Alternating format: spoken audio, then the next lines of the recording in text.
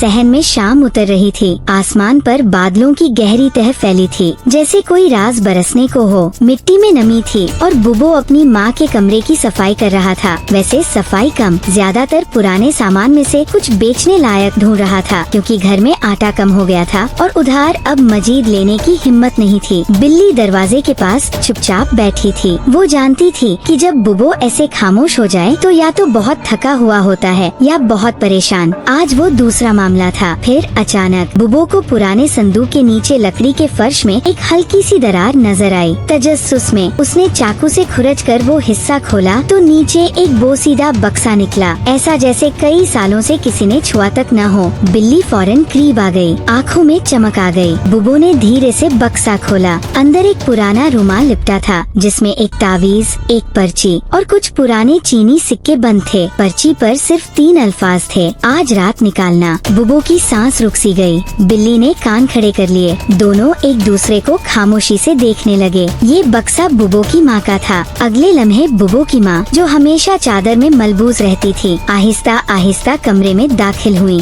उनकी सब्ज आँखों में गहरे राज छिपे थे, जैसे वो जानती हूँ कि बुबो क्या देख चुका है। बुबो ने वो पर्ची और तावीज उनके सामने रखा और बगैर कुछ कहे बैठ गया। कुछ लम्हे खामोशी रही। फिर अम्मी बोले, ये ख्वाब में मुझे कई बार नजर आया। मैंने इसे कभी खोलने की हिम्मत नहीं की। आज तुमने इसे निकाला है तो शायद वक्त आ गया है। उन्होंने एक गहरा सांस लिया और कहा, ये तावीज तुम्हारे वालिद की आखिरी निशानी है और ये पर्ची उस राज की चाबी है जो सिर्फ रात को खुलता है। तुम्हें इसे मदरसे के पीछे वाले कुएं में ले जाकर रखना होगा, लेकिन जब पूरा गाँव सो जाए। बुबो को लगा जैसे वक्त थम गया हो। बिल्ली साकित हो गई। बाहर आंधी तेज हो रही थी। रास्ते में उन्हें 2 बार रुकना पड़ा। एक जगह जब कीरनी ने बुबो को रोक कर कहा, जो चीज लाए हो वो बहुत पुरानी है और कुछ छोड़े बगैर नहीं जाएगी। दूसरी जगह जब पुरानी मस्जिद के मीनार से अचानक अजान की आवाज आई। हालांकि वो वक्त अजान का नहीं था। मदरसे के पीछे कुआं सुनसान था, वहाँ कोई नहीं था। बुबो ने कांपते हाथों से तावीज निकाला और वही पर्ची जिस पर लिखा था आज रात निकालना, कुएं के दहाने पर रख दी। अचानक जमीन हिलने लगी।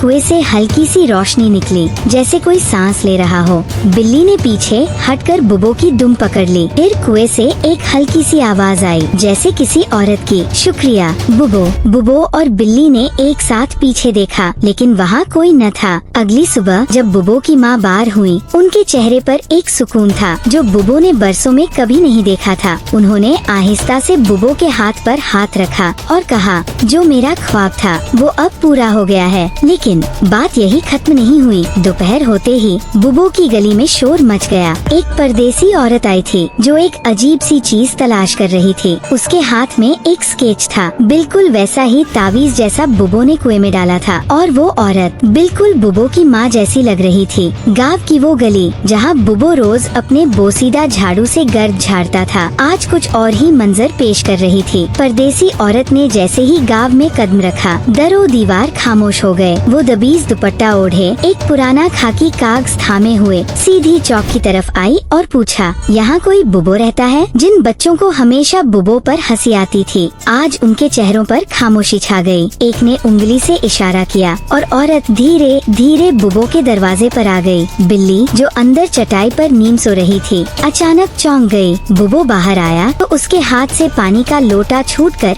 मिट्टी में गिर गया। सामने खड़ी औरत, बज़ाहिर जवान मगर आँखों में सदियों की थकन, और चेहरा वही कटाव, वही झुर्रियाँ, वही सब्ज आँखें, बिल्कुल माँ जैसी। बुबो ने एक लम्हे को आंखें बंद की, जैसे किसी धोखे को जबरदस्ती जहन से झटक रहा हो। मगर जब दोबारा देखा तो औरत ने स्केच आगे बढ़ाया। तावीज का खाका बिल्कुल वैसा ही जैसा वो कुएं में डाल कर आया था, और साथ ही कहा, ये तावीज मेरे बाप की निशानी है और मैं इसे वापस लेने आई हूँ। बुबो ने खुश होठों पर जुबान फेरी। बिल्ली ने बुबो के पाँव के गर्द लिपटकर दुम हिलानी शुरू कर दी, जैसे कहना चाहती हो, ये औरत सच बोल रही है। बुबो ने लरजती आवाज में पूछा, तुम कौन हो? औरत ने एक पुराना लॉकेट निकाला, जिसमें एक तस्वीर थी, एक जवान लड़की और एक नौजवान सिपाही। बुबो के माँ बाप। मेरी माँ का नाम शबाना था। वो लाहौर के मदरसे में पढ़ती थी और वहाँ एक जवान सिपाही से इश्क हो गया। वो चुपचाप शादी कर बैठी, मगर खानदान ने उन्हें वापस न लिया।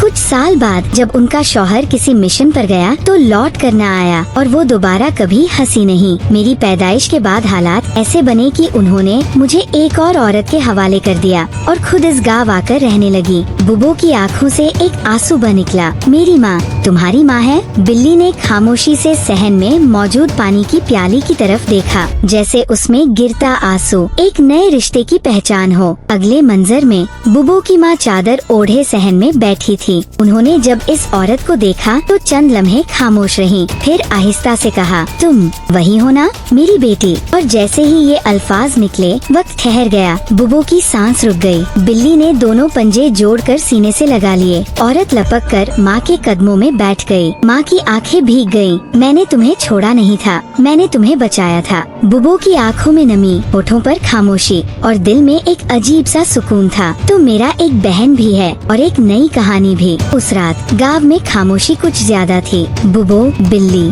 माँ और वो औरत सब सहन में बैठे थे। माँ की गोद में सर रखे वो औरत बोल रही थी, बचपन की महरूमियों का जिक्र कर रही थी। बुबो बार बार पानी लाकर दे रहा था। बिल्ली आहिस्ता आहिस्ता उन सबके गर्द चक्कर लगा रही थी, जैसे पहरा दे रही हो कि अब कोई दर्द अंदर न आए। माँ ने बुबो का हाथ थामा और धीरे से कहा, मेरा ख्वाब पूरा हो गया है बुबो, और आज मेरा दिल पहली बार हल्का हुआ है। सुबह जब सूरज निकला तो सहन में बुबो की आवाज गूंजी, बिल्ली उठ, नाश्ता कर और फिर बाजार चलना है। अब एक बहन की शादी की तैयारी भी तो करनी है। बिल्ली उछलकर बुबो की कमर पर चढ़ गई। माँ हंसी और आँखों में कुछ नमी सी चमक गई। कभी कभी जिंदगी हमें ऐसे रिश्ते देती है जिनका हमें बरसों इल्म नहीं होता, लेकिन जब वो हमारे सामने आते हैं तो लगता है जैसे दिल का कोई खाली गोशा पूर हो गया हो। अगर आपकी जिंदगी में भी कोई ऐसा लम्हा आया हो जब आपको अचानक कोई अपनों जैसा लगा हो, तो हमें जरूर बताइए। कमेंट्स में लिखें आपकी दिल का सबसे जज्बाती लम्हा कौन सा था।